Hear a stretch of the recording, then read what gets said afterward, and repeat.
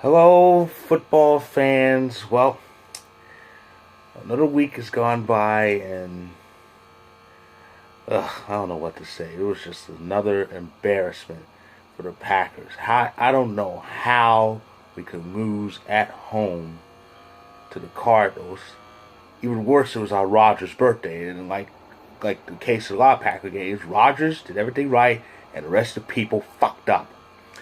But there's one little silver lining to this embarrassment, to our playoff hopes being all pretty much dead. A certain overstuffed idiot coach heard the two sweetest words in the English language: "Yeah, fire!" Yes, I was so happy. I was so happy, and everybody wearing this logo was dancing in the streets. Mike McCarthy got the boot, and it's about goddamn time he did. That fat idiot was fucking up a golden goose for so long. He's an idiot. His dumb play calling cost us so many games. It's ridiculous. We would be in the playoffs if McCarthy got his head out of his fat ass. I hate a coach whose IQ is smaller than his waist. It's ridiculous. But he's gone. He's finally gone, and we can all celebrate. Now, keep in mind, this will not save this season, but it will save future seasons as long as we have the greatest quarterback in the last 30 years. But on a much happier note, congratulations go out to the Los Angeles Rams. The Rams became the first team this season to clinch a berth into the 2018 NFL playoffs.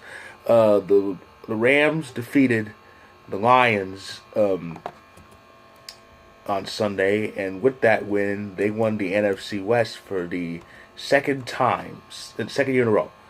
Of course, it kind of helped that the West was kind of garbage, especially after poor Jimmy Garoppolo got hurt.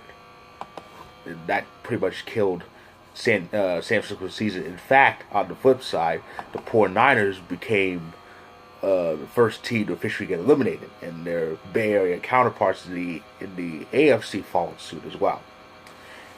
And speaking of falling apart, Pittsburgh, what the holy fuck was that?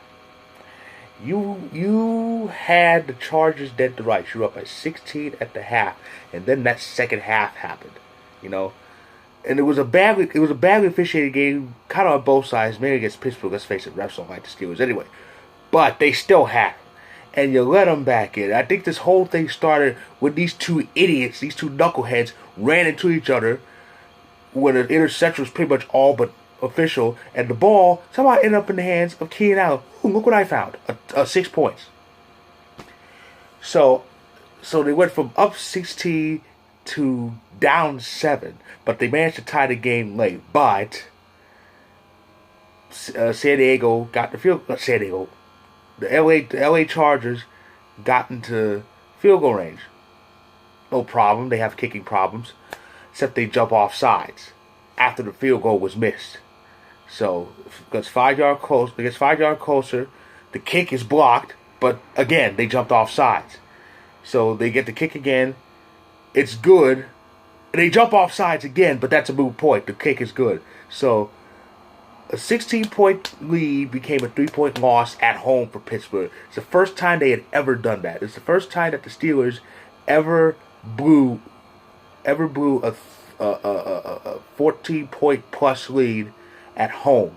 They had never done it. They had never done it before in 222 previous home games. In fact, they had won 220 of them and tied 2.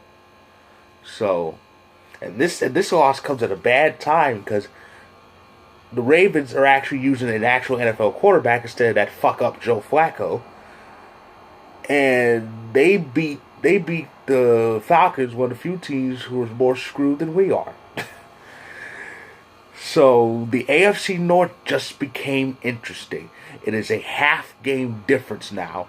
Pittsburgh is 7-4-1.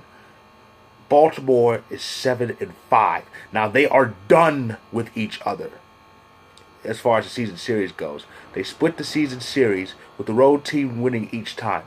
But there's still a lot to be decided. Now, thankfully, there's some more bad news. There's some more bad news Pittsburgh's way. It was announced. Just a number of hours ago that James Conner, who had been kind of leading the way since Le'Veon kind of took his ball and went home, demanding more money. James Conner, he injured his ankle in that Chargers game, and now he's ruled out for Sunday. But on a good note, Pittsburgh's playing the Raiders, so they have this. They should have this. Of course, the week started with Dallas beating the Saints. How about that? So they've won 3 in a row. They're still in first place, and it ended with an NFC East battle that saw Washington lose to Philly. So now both of those teams are 6-6, right behind the Cowboys. So the NFC East has a nice storyline. But it's gonna be crazy. We are in the month of December. Numbers will be thinned out. 2 teams are already eliminated, but those 2 were dead anyway. So what will kick off week 14? Jags and Titans in the AFC South battle. Titans are one of the 6-6 teams in the AFC jockeying for position. What are the important games? Washington, who's in the NFC East race, they're hosting the Giants. The Saints, who are trying to become the top team in the NFC, the only team to beat the Rams this year, they're facing the Buccaneers. The Patriots are facing the Dolphins. I said the Steelers were playing in Oakland. The Ravens had to go to Kansas City, so that's going to help Pittsburgh out a bit. My poor Packers are hosting the Falcons. Oh, that's going to be interesting. 2 seasons ago, they were playing for the NFC. Now both teams are kaput or close to it. The Chargers, who are 9-3 and red hot, host the Bengals. Houston hosts the Colts. Houston put an end to Cleveland's long and arduous 2-game winning streak. The Eagles and the Cowboys face off in a very important game in the NFC East. The Rams are in Chicago. That's on NBC. And the Monday night game is Vikings-Seahawks. That's a big game, especially since both teams are in a playoff position, and one team could be falling off a bit. Whoever loses could be falling off a bit. Speaking of Seattle, to go off topic, I kind of said this before. Congratulations to the city of Seattle, Washington. They are getting the NHL. Their team will be the 32nd NHL franchise. Now, as I said, some teams will be thinned out, but some teams can get in the month of December, and there are a bunch of playoff scenarios for Week 14, and they are as follows. In the AFC, Kansas City can get in. Kansas City's in with a win. Simple. Even if they don't win, they can get in if Miami, Indy, and Tennessee, none of them win. Losses or ties from each one of them. Patriots scenario is simple. They win or tie, they win the division again. Houston, who's won 9 straight, if they win their 10th straight and Tennessee loses, they'll win the AFC South. The Chargers, who were this close to making the playoffs last year despite a 0-4 start, they can get into the playoffs this Sunday, but they'll need a lot of help. If they win, Miami, Denver, Indy, Tennessee, none of those 4 can win. If they tie, Miami and Denver have to lose, and either Indianapolis loses and Tennessee loses and ties, or Indianapolis ties and Tennessee has to lose. So a lot has to happen. If they win, a lot has to happen. 4 teams have to lose.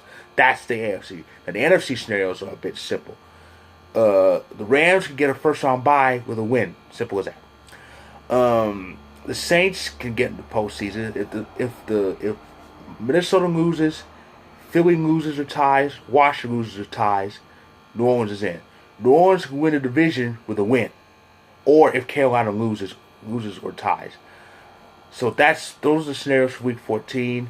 We are getting close. The season is winding down, and I want you to enjoy this home stretch we're in. And I'll be back to review Week 14. So until then.